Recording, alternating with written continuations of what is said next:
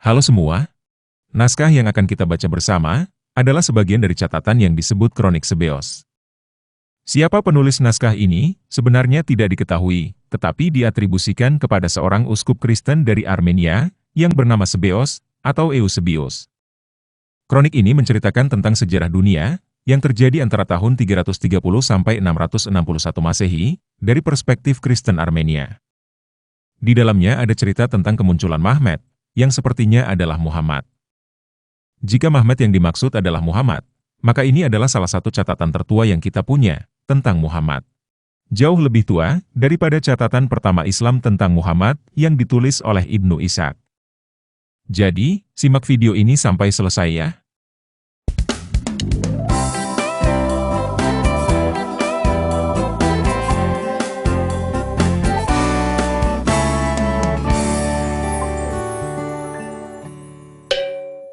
Bab 42. Penghapusan dinasti Sasanian yang telah memerintah selama 542 tahun, kaum Yahudi pergi kepada orang-orang Ismail, kemunculan Mahmed, dan persatuannya dengan orang-orang Ismail.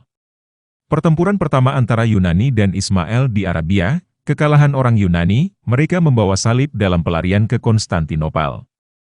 Orang Ismail memerintah Mesir, pasukan lain dari Ismail merebut Ktesiphon. Kehancuran kerajaan Persia, kematian Heraklius, dan masa pemerintahan putranya Konstantinus. Masuknya anak-anak Ismail ke Armenia, penaklukan Dvin dan penawanan 35.000 orang dari Dvin. Jabatan Patrik dipegang oleh Theodoros Restuni, orang-orang Ismail menjarah banyak negeri, hingga ke perbatasan India. Ini adalah topik-topik yang dibicarakan pada bab 42 ini. Aku akan berbicara tentang keturunan Abraham. Bukan yang bebas, tetapi yang lahir dari budak, sebagaimana kata-kata ilahi yang tak pernah salah telah digenapi. Tangannya akan melawan semua, dan tangan semua akan melawan dia. Kemudian 12 suku dari semua klan Yahudi pergi, dan berkumpul di kota Edesa. Ketika mereka melihat bahwa pasukan Persia telah meninggalkan mereka dan kota itu aman, mereka menutup gerbang, dan memperkuat diri di dalamnya. Mereka tidak mengizinkan pasukan kekaisaran Romawi masuk. Lalu Raja Yunani, Heraklius, memerintahkan kota itu untuk dikepung. Ketika mereka menyadari bahwa mereka tidak dapat melawan dalam pertempuran, mereka berunding untuk damai dengannya, membuka gerbang kota, mereka pergi dan berdiri di hadapannya. Lalu ia memerintahkan mereka kembali ke tempat tinggal masing-masing, dan mereka pergi. Melalui jalan-jalan gurun, mereka pergi ke Tajkastan. Kepada anak-anak Ismail, meminta bantuan mereka, dan menginformasikan hubungan darah mereka, melalui bukti kitab suci. Menurut catatan kaki, orang Arab, Tacik, berasal dari nama suku Arab Tayyaye. Jadi kita tidak tahu di mana tepatnya Tajkastan berada, karena ini adalah penamaan pada zaman itu. Ada kemungkinan sekarang daerah ini disebut Nakhchivan, namun ada kemungkinan juga daerah ini sekarang kita kenal sebagai Tajikistan. Yang jelas Tajkastan bukan berada di Jazirah Arab, tempat Mekah dan Madinah yang sekarang ini berada. Meskipun yang terakhir diyakinkan akan hubungan erat tersebut, mereka tidak dapat mencapai kesepakatan di antara jumlah mereka yang besar, karena kultus mereka berbeda satu sama lain. Pada waktu itu, seorang pria dari antara anak-anak Ismail, yang bernama Mahmed, seorang pedagang, muncul di tengah mereka, sebagai seorang pengkhotbah atas perintah dewa, dan sebagai jalan kebenaran. Dia mengajarkan mereka untuk mengenali Dewa Abraham, terutama karena dia terpelajar dan mengetahui sejarah Musa. Jadi menurut Sebeos, Mahmed ini seorang pedagang yang terpelajar. Dia tidak buta huruf dan belajar tentang Taurat Musa. Lanjut. Karena perintah itu berasal dari atas, dalam satu perintah, mereka semua bersatu dalam satu agama, meninggalkan kultus sia-sia mereka. Mereka beralih kepada Dewa yang hidup, yang telah menampakkan diri kepada ayah mereka Abraham. Lalu Mahmed menetapkan hukum bagi mereka. Jangan makan bangkai, jangan minum anggur, jangan berbicara bohong, dan jangan berbuat zina. Perhatikan di sini, Sebeos tidak bercerita adalah hukum jangan makan babi. Sebeos tidak menceritakan itu, bukan berarti tidak ada perintah jangan makan babi. Yang menarik adalah Sebeos mencatat, perintah jangan makan bangkai. Artinya perintah jangan makan bangkai lebih terkenal daripada jangan makan babi. Dan kenyataannya, ada dua bangkai yang boleh dimakan oleh Muslim pada saat ini, yaitu bangkai ikan dan bangkai belalang. Lalu dikatakan juga, ada perintah jangan berbicara bohong. Ini juga berbeda dengan ajaran Islam. Di dalam ajaran Islam, ada 3 kebohongan yang diperbolehkan, yaitu berbohong kepada musuh, berbohong kepada pasangan untuk menyenangkan, dan berbohong kepada sahabat untuk mendamaikan. Ini disebut taqiyah. Dia berkata, dengan sumpah, Dewa telah menjanjikan tanah ini kepada Abraham dan keturunannya selamanya. Dia memenuhi janji itu selama dia mencintai Israel. Tetapi sekarang kalian adalah anak-anak Abraham, dan Dewa sedang memenuhi janjinya kepada Abraham dan keturunannya melalui kalian. Cintailah Dewa Abraham dengan tulus, dan pergilah rebut tanah kalian yang telah diberikan Dewa kepada ayah kalian, Abraham. Tidak ada yang akan mampu melawan kalian dalam pertempuran, karena Dewa bersama kalian. Nah, perkataan Mahmed ini juga menarik. Karena perkataan ini tidak ada di dalam Al-Quran maupun hadis. Kemudian mereka semua berkumpul dengan seragam, dari Hawilah sampai Syur, yang berseberangan dengan Mesir, dan mereka pergi dari Gurun Paran, 12 suku sesuai dengan keluarga para patriark mereka. Dari Hawilah sampai Syur, bisa dikatakan adalah daerah dari Mesopotamia, yang sekarang ini adalah Irak, Suriah, dan Yordania. Dan Gurun Paran adalah sebuah daerah padang gurun di selatan Palestina, yang bersebelahan dengan Gurun Sinai. Jadi ini adalah daerah yang sangat jauh dari Mekah dan Madinah sekarang ini. Dan bisa dikatakan, mereka berkumpul di daerah yang disebut Kerajaan Arab Ghassanid. Tidak ada catatan Islam yang menceritakan Muhammad berada di daerah ini semasa hidupnya. Mereka membagi 12.000 orang, seperti anak-anak Israel, menjadi suku-suku mereka. 1.000 orang dari setiap suku, untuk memimpin mereka ke tanah Israel. Mereka berangkat, berkemah sesuai dengan garis keturunan patriark masing-masing. Nabaut, Kedar, Abdiwul, Mabsam, Masmai, Iduma, Mase, Koldad, Teman, Yetur, Nabes, dan Kedmai. Ini adalah suku-suku Ismail. Perhatikan di sini tidak ada suku Quraisy, yang seharusnya merupakan suku Muhammad. Mereka tiba di Eraboth di Moab, di wilayah Ruben, karena pasukan Yunani telah berkemah di Arabia, menyerang mereka secara tiba-tiba, membantai mereka dan memukul mundur Theodos, saudara Kaisar Heraklius. Kemudian mereka kembali dan berkemah di Arabia. Kekalahan Theodos ini tercatat di dalam catatan-catatan sejarah lain, terjadi pada tahun 634. Salah satunya adalah catatan dari Thomas sang presbiter, yang menulis seperti ini. Pada tahun 945, Indiksi 7, pada hari Jumat 4 Februari, pada jam ke-9, terjadi pertempuran antara Romawi dan Tayyaye Mahmed di Palestina, 12 mil sebelah timur Gaza. Orang-orang Romawi melarikan diri, meninggalkan para ningrat, yang dibunuh oleh orang-orang Arab. Sekitar 4.000 penduduk desa Palestina yang miskin terbunuh di sana, adalah orang-orang Kristen, Yahudi, dan Samaria. Orang-orang Arab menghancurkan seluruh wilayah. Ini sepertinya adalah catatan tentang Muhammad Nabi Islam. Tetapi masalahnya, pada tahun itu, Muhammad Nabi Islam sudah meninggal. Muhammad Nabi Islam meninggal pada tahun 632. Semua sisa-sisa keturunan bangsa Israel berkumpul dan bersatu. Mereka membentuk pasukan besar. Setelah itu, mereka mengirim pesan kepada Raja Yunani, berkata, Dewa memberikan tanah itu kepada bapa kami, Abraham, sebagai milik pusaka, dan kepada keturunannya setelah dia. Kami adalah anak-anak Abraham. Engkau telah menduduki tanah kami terlalu lama. Tinggalkanlah dengan damai, dan kami tidak akan memasuki wilayahmu. Jika tidak, kami akan menuntut tanah itu darimu dengan bunga. Namun, Kaisar tidak setuju. Dia tidak menanggapi pesan mereka dengan baik, melainkan berkata, tanah ini milikku. Warisanmu adalah padang gurun. Pergilah dengan damai ke tanahmu. Dia mulai mengumpulkan pasukan sekitar 70.000 orang, mengangkat seorang Kasim yang terpercaya sebagai jenderal mereka, dan memerintahkan mereka untuk pergi ke Arabia. Dia memerintahkan mereka untuk tidak bertempur, tetapi mempertahankan diri, sampai dia mengumpulkan pasukan lain, untuk dikirim sebagai bantuan. Namun, ketika mereka mencapai sungai Yordan dan menyeberang ke Arabia, mereka meninggalkan perkemahan di tepi sungai, dan menyerang pasukan musuh dengan berjalan kaki. Pasukan lawan menempatkan sebagian pasukannya dalam penyergapan di kedua sisi, dan mengatur banyak tenda di sekitar perkemahan mereka. Mereka membawa kawanan unta, mengikatkan tali di kaki unta, dan menjadikannya sebagai benteng perkemahan.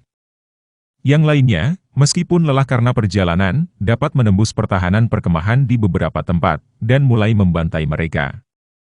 Namun secara tak terduga, pasukan yang bersembunyi dalam penyergapan bangkit, dan menyerang mereka. Ketakutan kepada dewa menimpa pasukan Yunani, dan mereka melarikan diri di hadapan musuh.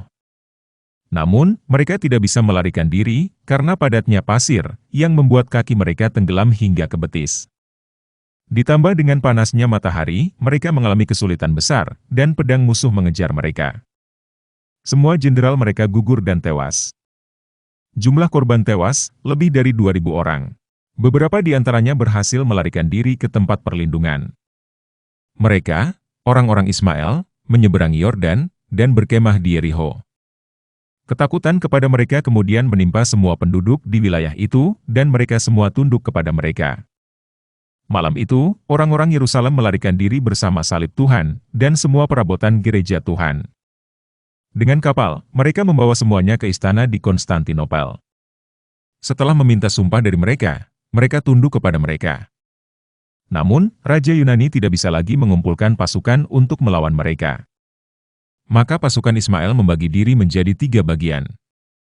Satu bagian pergi ke Mesir, dan merebut negara itu hingga Alexandria. Satu bagian bergerak ke utara, melawan kekaisaran Yunani, dan dalam sekejap mata, mereka menguasai tanah dari tepi laut, hingga tepi sungai Efrat yang besar. Dan di sisi lain sungai, mereka menduduki Urha, dan semua kota di Mesopotamia. Bagian ketiga pergi ke timur, melawan kerajaan Persia. Kerajaan Persia mengalami kehancuran saat itu, dan pasukannya terbagi menjadi 3 bagian. Pasukan Ismail yang telah berkumpul di wilayah timur, pergi dan mengepung Ksifon, karena di sanalah Raja Persia tinggal. Pasukan dari tanah Media, di bawah komando jenderal mereka Rostom, sekitar 80.000 orang bersenjata, maju untuk berperang melawan mereka. Pasukan Ismail meninggalkan kota, menyeberangi sungai Tigris, dan mengejar mereka dengan ketat. Namun, pasukan Persia tidak berhenti sampai mereka mencapai wilayah mereka sendiri, yaitu desa yang disebut Hertichan. Mereka yang mengejar terus mendesak, dan mereka berkemah di dataran. Jenderal Armenia, Mushel Mamikonean, putra Dawid, juga ada di sana dengan 3.000 orang bersenjata lengkap, bersama Pangeran Grigor, penguasa Sinik, dengan 1.000 orang. Serangan saling terjadi. Pasukan Persia melarikan diri di hadapan mereka, tetapi mereka mengejar dan membunuh mereka. Semua bangsawan utama tewas, termasuk Jenderal Rostom. Mushel bersama 2 keponakannya, serta Grigor penguasa Sinik bersama 1 putranya, juga tewas. Sisanya melarikan diri ke tanah mereka sendiri. Ketika sisa-sisa pasukan Persia mencapai Atapatakan, mereka berkumpul di satu tempat, dan mengangkat Horohazat sebagai jenderal mereka. Dia bergegas ke Ksifon, mengambil semua harta kerajaan, penduduk kota, dan raja mereka, lalu bergegas membawa mereka ke Atapatakan. Namun, tiba-tiba pasukan Ismail menyerang mereka. Ketakutan melanda mereka, sehingga mereka meninggalkan harta benda dan penduduk kota, lalu melarikan diri. Raja mereka juga melarikan diri dan berlindung dengan pasukan di selatan. Namun, pasukan Ismail merebut semua harta benda dan kembali ke Ktesifon, membawa juga penduduk kota, dan mereka menghancurkan seluruh tanah itu. Kemudian Heraklius yang diberkati, menyelesaikan hidupnya di usia tua yang baik. Masa pemerintahannya berlangsung selama 30 tahun. Dia membuat putranya, Konstantinus, bersumpah untuk menunjukkan belas kasihan kepada semua pelanggar yang telah dia perintahkan untuk diasingkan dan untuk mengembalikan mereka ke tempat masing-masing. Dia juga membuatnya bersumpah untuk membawa Aspet beserta istri dan anak-anaknya kembali dan mengembalikannya ke pangkat sebelumnya. Heraklius wafat dan putranya, Konstantinus, memerintah. Menurut catatan sejarah lain, hal ini terjadi pada tahun 641. Namun, tidak ada yang dipilih sebagai jenderal di tanah Armenia, karena para pangeran tidak bersatu, dan telah memisahkan diri satu sama lain. Sebuah pasukan penghancur datang dari Asorestan, melalui jalan Zor menuju tanah Taron. Mereka merebut wilayah itu serta Bznunik dan Aliovit, melanjutkan perjalanan mereka ke lembah Berkri, melalui Ordspoy dan Gogovit, mereka masuk ke air Arat. Tidak ada pasukan Armenia yang mampu membawa kabar buruk itu ke kota Dvin, kecuali 3 pangeran, yang pergi untuk mengumpulkan pasukan yang tercerai-berai. Theodoros Vahewuni, Hacean Arawelean, dan Shapuh Amatuni. Mereka melarikan diri ke Dvin. Dan ketika sampai di jembatan Metsamaur, mereka menghancurkannya setelah menyeberang, untuk menyebarkan berita di kota. Mereka mengumpulkan semua orang, dari provinsi yang datang untuk memanen kebun anggur di benteng. Namun Theodoros melanjutkan perjalanan ke kota Nahcawan. Ketika musuh mencapai jembatan Metsamaur, mereka tidak dapat menyeberang. Namun, mereka memiliki seorang pemandu bernama Fardik, Pangeran Mok, yang dipanggil Agnik. Kemudian mereka menyeberang melalui jembatan Metsamaur, menyerang seluruh tanah itu, dan mengumpulkan banyak harta rampasan, serta banyak tawanan. Mereka datang dan berkemah di pinggir hutan Hosrofakar. Pada hari kelima, mereka menyerang kota. Kota itu jatuh ke tangan mereka, karena mereka mengepungnya dengan asap. Dengan bantuan asap dan hujan panah, mereka memukul mundur para pembela tembok. Setelah memasang tangga, mereka memanjat tembok, masuk ke dalam, dan membuka gerbang kota. Pasukan musuh menyerbu masuk, dan membantai sebagian besar penduduk kota. Setelah menjarah kota, mereka keluar dan kembali berkemah di tempat yang sama. Itu terjadi pada tanggal 20 bulan Tre, hari Jumat. Setelah tinggal beberapa hari, mereka meninggalkan wilayah itu, melalui rute yang sama dengan yang mereka gunakan untuk datang, membawa 35.000 jiwa sebagai tawanan. Pada saat itu, Pangeran Armenia, penguasa Rstunik, sedang bersembunyi di provinsi Gogovit, dan dia menyerang mereka dengan sejumlah kecil pasukan. Namun dia tidak mampu melawan mereka, dan melarikan diri di hadapan mereka. Mereka mengejarnya, dan membunuh sebagian besar pasukannya. Setelah itu, mereka melanjutkan perjalanan kembali ke Asorestan. Peristiwa ini terjadi pada masa kepemimpinan Katolikos SS. Sebagai akibat dari pertempuran ini, datang perintah dari Kaisar, yang memberikan komando pasukan kepada Theodoros, penguasa Rstunik, dengan gelar Patrik. Semua ini terjadi berkat Katolikos Nerses, yang pada tahun yang sama menggantikan Katolikos SS di tahta Katolikosat. Kemudian, ketika anak-anak Ismail pergi ke timur dari Gurun Sin, raja mereka, Amer, tidak ikut bersama mereka. Dalam pertempuran mereka meraih kemenangan, mengalahkan kedua kerajaan. Mereka menguasai wilayah dari Mesir hingga pegunungan Taurus yang besar, dan dari Laut Barat hingga Media dan Khuzestan. Kemudian mereka masuk dengan pasukan kerajaan ke wilayah asli tanah Ismail. Raja memerintahkan kapal-kapal dan banyak pelaut dikumpulkan untuk menyeberangi laut ke tenggara. Ke Pars, Sakastan, Sin, Kirman, dan Tanah Kuran, serta Makuran, hingga perbatasan India. Maka pasukan dengan cepat mempersiapkan diri dan melaksanakan perintah. Mereka membakar seluruh tanah. Setelah mengambil rampasan dan hasil jarahan, mereka kembali. Setelah melakukan serangan melintasi ombak laut, mereka kembali ke tempat asal mereka. Kami mendengar hal ini dari orang-orang yang telah menjadi tawanan di Khuzestan dan Tadjikistan. Mereka adalah saksi mata dari peristiwa-peristiwa ini dan menceritakannya kepada kami. Bab 43, tentang orang Yahudi dan rencana jahat mereka. Aku juga akan berbicara tentang rencana jahat orang-orang Yahudi yang memberontak, yang setelah mendapat bantuan dari orang-orang Hagar untuk waktu yang singkat, memutuskan untuk membangun kembali Bait Salomo. Mereka menemukan tempat yang disebut Ruang Maha Kudus, lalu membangunnya kembali dengan pondasi dan bangunan, sebagai tempat doa mereka. Namun, orang-orang Ismail yang merasa iri kepada mereka, mengusir mereka dari tempat itu, dan menyebut rumah doa yang sama, sebagai milik mereka sendiri. Kemudian, orang-orang Yahudi itu membangun di tempat lain. Tepat di dasar bait, tempat doa lain untuk mereka. Di tempat itulah mereka merencanakan rencana jahat mereka, dengan keinginan untuk memenuhi Yerusalem dari ujung ke ujung, dengan darah, dan memusnahkan semua orang Kristen dari Yerusalem.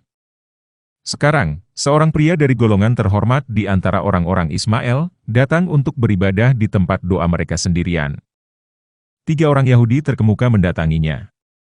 Mereka telah membunuh 2 ekor babi, yang mereka bawa ke tempat doa tersebut, dan darahnya mereka percikkan di dinding dan lantai bangunan.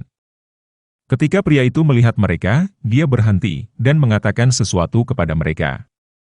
Mereka menjawab, melewatinya, dan pergi.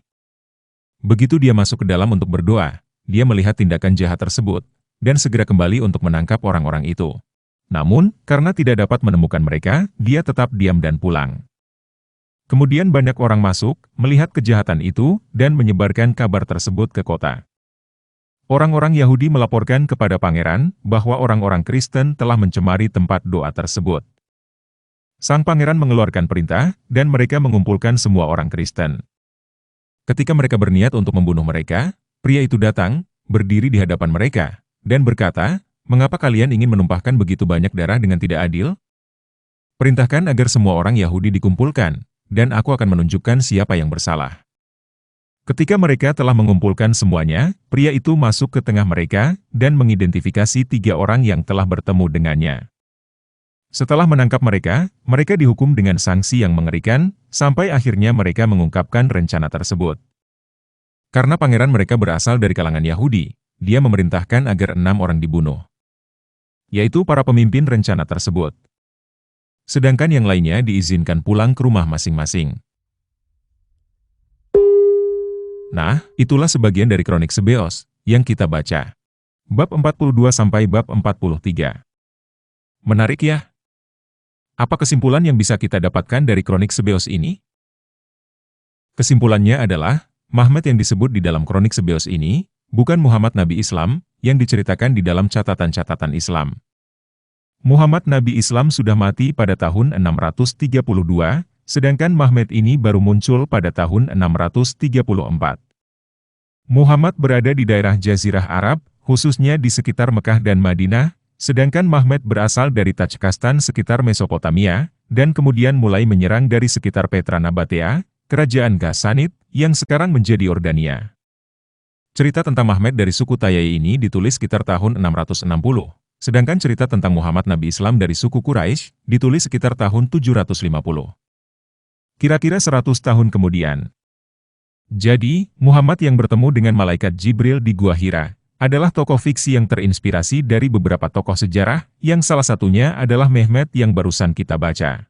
Seperti halnya Santa Claus yang terbang dari kutub utara, adalah tokoh fiksi yang terinspirasi dari Santo Nicholas, setelah beberapa ratus tahun kemudian. Oke, sekian video kali ini. Yesus Kristus memberkati. Tuhan, menurunkan Alba kepada tentara dan para sahabat untuk membenarkan kitab-kitab sebelumnya, yaitu Alkitab. Tidak ada keraguan pada kamu, petunjuk yang turun gedebuk dari langit bagi orang beriman. Tidak ada kesalahan ataupun kontradiksi di dalam Alba.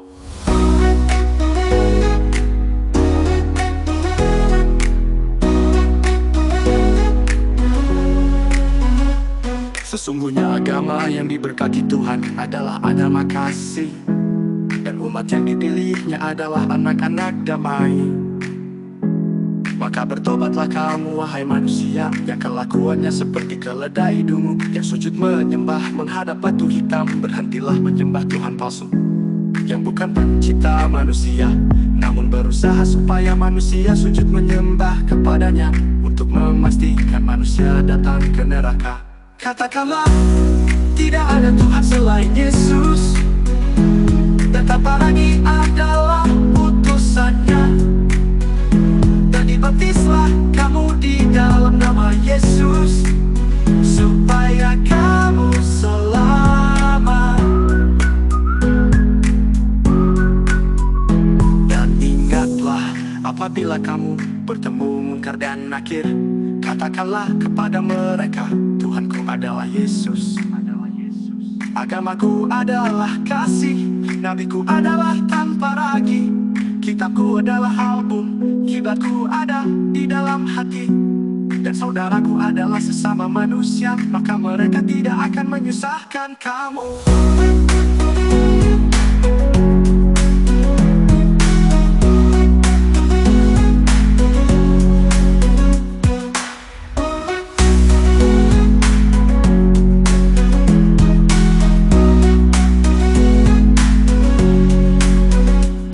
Sesungguhnya agama yang diberkati Tuhan adalah agama kasih, dan umat yang dipilihnya adalah anak-anak damai. Maka bertobatlah kamu wahai manusia, yang kelakuannya seperti keledai dungu, yang sujud menyembah menghadap batu hitam. Berhentilah menyembah Tuhan palsu, yang bukan pencipta manusia, namun berusaha supaya manusia sujud menyembah kepadanya, untuk memastikan manusia datang ke neraka. Katakanlah, tidak ada Tuhan selain Yesus, dan tak lagi adalah utusannya. Baptislah kamu di dalam nama Yesus, supaya kamu selamat.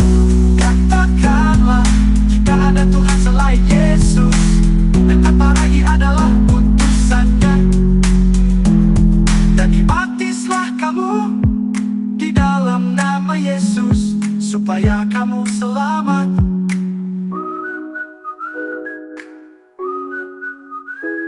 Dan ingatlah, apabila kamu bertemu mungkar dan nakir, kata kepada mereka, Tuhanku adalah Yesus, agamaku adalah kasih, nabiku adalah tanpa ragu, kitabku adalah habur, kiblatku ada di dalam hati, dan saudaraku adalah sesama manusia.